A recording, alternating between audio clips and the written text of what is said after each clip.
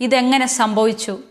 അതായത് രോഗിയെ തൊട്ടില്ല, രോഗി മുന്നിൽ നിന്നും ചുമച്ചില്ല, അകലം പാലിച്ചു.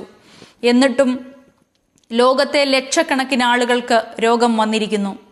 ഇതിൻ്റെ ശാസ്ത്രീയമായ കണ്ടുപിടുത്തമാണിപ്പോൾ ജപ്പാൻ ലോകത്തിന് നൽകിയത്. കൊറോണ ഏറ്റവും ഭീകരമായി പരത്തുന്ന റൂട്ടാണ് ജപ്പാൻ കണ്ടുപിടിച്ചത്. മൈക്രോ ഡ്രോപ്ലെറ്റ് ഇൻഫെക്ഷൻ എന്നാണ് കോവിഡ് പടരുന്ന പുതിയ റൂട്ടിൻ്റെ പേർ. ഇത് ജപ്പാനിലെ ശാസ്ത്രജ്ഞന്മാർ ശക്തിയേറിയ ക്യാമറയിലൂടെ ചിത്രീകരിക്കുകയായിരുന്നു. ഒരു രോഗിയെ അടച്ചിട്ട ഒരു മുറിയിൽ നിർത്തി തുമ്മിക്കുന്നു. തുടർന്ന് അത് ചില്ലുകൂട്ടിനകത്തിരുന്ന് ശാസ്ത്രജ്ഞന്മാർ ക്യാമറയിലൂടെ വീക്ഷിക്കുന്നു. ശക്തിയേറിയ മൈക്രോസ്കോപ്പ് ക്യാമറയിൽ കോവിഡ് വൈറസ് തുടർന്ന് ആ മുറിയിൽ എങ്ങനെ പ്രവർത്തിക്കുന്നുവെന്ന് ജപ്പാനിലെ ശാസ്ത്രജ്ഞർ പകർത്തിയെടുത്തു. ലഭിച്ച ദൃശ്യങ്ങൾ ആരെയും ഞെട്ടിപ്പിക്കുന്നതായിരുന്നു. ഇതിനാൽ ശാസ്ത്രജ്ഞർ തിരഞ്ഞെടുത്തത് ഒരു വലിയ സ്കൂൾ ക്ലാസ് മുറിയുടെ വലിപ്പമുള്ള റൂമായിരുന്നു. ഇതിൽ 10 മനുഷ്യപ്രതിമകളെയും നിർത്തി, ഏകദേശം 2.5 മീറ്റർ അകലത്തിൽ. ആദ്യ 5 മിനിറ്റ് കൊണ്ട് മൈക്രോ ഡ്രോപ്ലെറ്റ് ആ ക്ലാസ് മുറിയുടെ പകുതി നിറഞ്ഞു. 15 മിനിറ്റ് കൊണ്ട് 80% ഭാഗത്തും നിറഞ്ഞു. 20 മിനിറ്റ് കൊണ്ട് ആ വലിയ ക്ലാസ് മുറിയുടെ മുഴുവൻ ഭാഗത്തും മൈക്രോ ഡ്രോപ്ലെറ്റുകൾ നിറഞ്ഞു.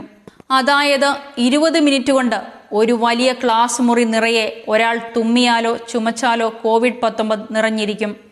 ഇതിൻ്റെ വീഡിയോ ശാസ്ത്രജ്ഞർ ചിത്രീകരിച്ചിരിക്കുകയാണ്. അതായത് 1.5 മീറ്റർ സാമൂഹിക അകലം COVID-19 ഒരു വിഷയമല്ല. 7 മീറ്റർ വരെ ചുറ്റളവിൽ അതിനു പകരാൻ 20 മിനിറ്റ് കൊണ്ട് സാധിക്കും. ഈ കണ്ടുപിടുത്തത്തിൽ ഏറ്റവും പ്രധാനം 20 മിനിറ്റ് വരെ COVID-19 വൈറസ് വായുവിൽ നിലനിൽക്കാൻ ആകും. അതേ 20 മിനിറ്റ് നേരം അന്തരീക്ഷത്തിൽ ഇതിന് നിലനിൽക്കാൻ സാധിക്കും. ആ 20 മിനിറ്റ് സമയത്ത് അതിൻ്റെ പരിസരത്തെല്ലാം വൈറസ് പറ്റിപ്പിടിച്ചിരിക്കുകയും ആയത് ദിവസങ്ങളിൽ അവിടെ ഉണ്ടാവുകയും ചെയ്യും. ഇനി അടുത്ത പരീക്ഷണം ഇങ്ങനെ. മൈക്രോ ഡ്രോപ്ലെറ്റ് ഇൻഫെക്ഷൻ എന്ന റൂട്ട് സംസാരിക്കുമ്പോൾ വായുവിലൂടെയും വരാം. ഇതും ജപ്പാനിലെ ശാസ്ത്രജ്ഞർ പരീക്ഷിച്ച് കണ്ടുപിടിച്ചിരിക്കുന്നു. 2 പേരെ മുഖാമുഖമിരുത്തി 1 മീറ്റർ അകലെ ഇരുത്തി സംസാരിപ്പിച്ചു. അവരുടെ വായിലെ മൈക്രോ ഡ്രോപ്ലെറ്റ് ക്യാമറകൾ ഒപ്പിയെടുത്തു. ഇതും ആ മുറി നിറയെ 20 മിനിറ്റ് കൊണ്ട് പരക്കുന്നു.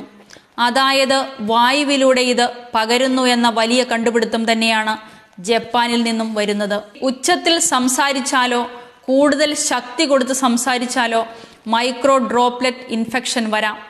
വായുവിലൂടെ ഇത് പകരും. 20 മിനിറ്റ് വരെ ഇത് വായുവിലൂടെയും സഞ്ചരിക്കാനും നിലനിൽക്കാനും സാധിക്കും. ഇപ്പോൾ ജപ്പാനിലെ കണ്ടുപിടുത്തം ഒന്നുകൂടി പറയാം. അടച്ചിട്ട വലിയ മുറി മുഴുവൻ COVID-19 പടരാൻ 20 മിനിറ്റ് മതി. 20 മിനിറ്റ് അന്തരീക്ഷത്തിൽ ഇത് നിലനിൽക്കും. ഉച്ചത്തിൽ സംസാരിച്ചാലും ശബ്ദം പുറപ്പെടുവിക്കുമ്പോഴും കോട്ടുവ ഇടുമ്പോഴും മൈക്രോ ഡ്രോപ്ലെറ്റ് അണുക്കൾ അന്തരീക്ഷത്തിൽ പടരും. ഏതായാലും ഈ പുതിയ കണ്ടുപിടുത്തവും അറിവും മറ്റുള്ളവരിലേക്ക് എത്രയും വേഗം പങ്കുവയ്ക്കുക.